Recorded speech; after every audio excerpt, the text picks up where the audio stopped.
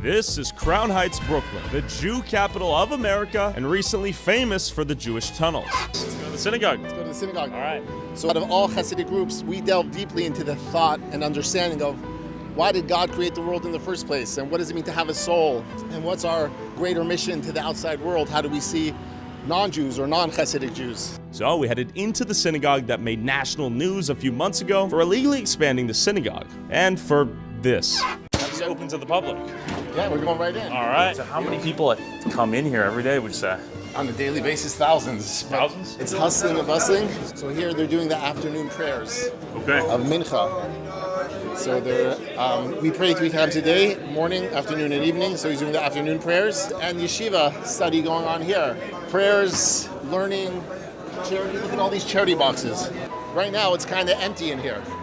If you come back during prayer service. This is empty? This is empty. So during Passover, this is going to be packed. Packed. You wouldn't even be able to stand there. There would be thousands of people there.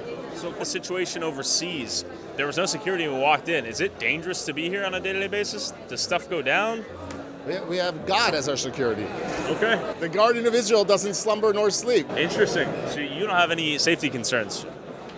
No, we don't try to be reckless, and we're not. There are, as you saw outside, there is NYPD and the local sort of patrol that keeps an eye. So there is an eye. There's cameras. Is it a dangerous time to be a Jew, from your perspective? Absolutely not. It's never a dangerous time. As a Jew, we have to be proud of who we are. Realize we have a mission.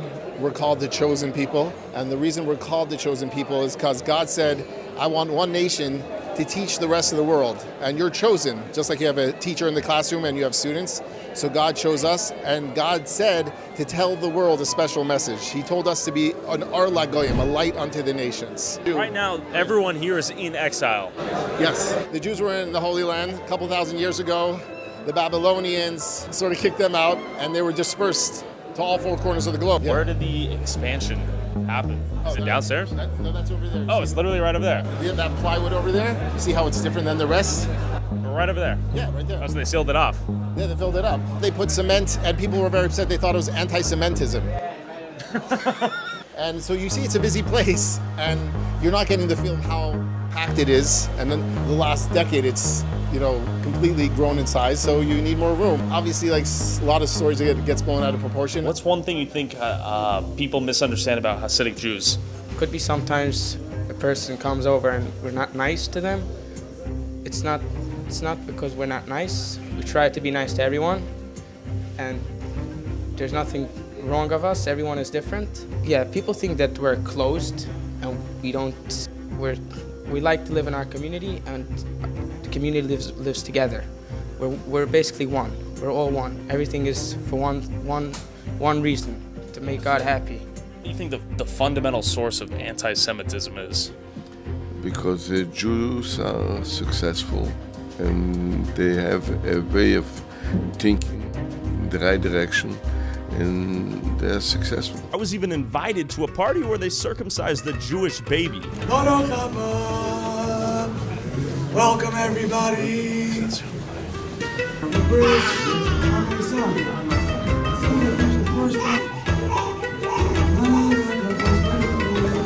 These were complete strangers who let me come to their family gathering and eat their food. We walked in here, you guys tolerated me even walking into this. I'm kind of amazed. Why would we not tolerate you?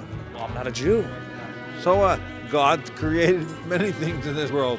Non-Jews also. Beautiful thing about the Hasidic community, and specifically this one, is it's a family. Everyone looks out for each other. You're never left alone, because that's what Judaism is about. Caring for each other, looking out for each other, not just Jewish people, but everyone. Both communities showed me extreme love and kindness. It is a completely religious war. But in stark contrast, YouTube's most popular rabbi back in Brooklyn disagreed. Can you explain what's going on in Israel and how that relates to Judaism and Islam, or maybe the differences between those beliefs? Hamas celebrates the success of their raid. We successfully raped and decapitated babies.